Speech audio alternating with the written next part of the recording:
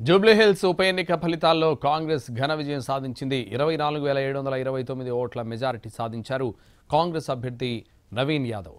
నవీన్ యాదవ్కు గెలుపు ధృవీకరణ పత్రం అందజేశారు ఎన్నికల అధికారులు. ఇక బీజేపీ అభ్యర్థి దీపక్ రెడ్డి డిపాజిట్ గల్లంతైంది. కౌంటింగ్ ప్రారంభమైనప్పటి నుంచి ఆధిక్యంలోనే ఉన్నారు కాంగ్రెస్ అభ్యర్థి నవీన్ యాదవ్.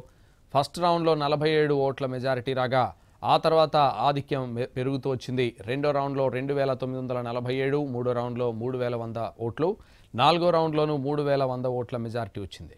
ఐదో రౌండ్లో కూడా కాంగ్రెస్కు 3,178, ఆరో రౌండ్లో 2,938, ఏడో రౌండ్లో 4,030 ఓట్లు, ఎనిమిదో రౌండ్లో 1,876 ఓట్లు, తొమ్మిదవ రౌండ్లో 2,117 ఓట్లు వచ్చాయి.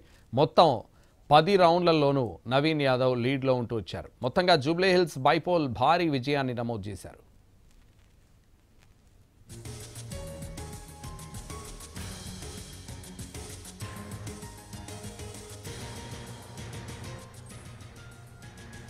నవీన్ యాదవ్ విజయంతో కాంగ్రెస్ శ్రేణులు సంబరాల్లో మునిగిపోయారు.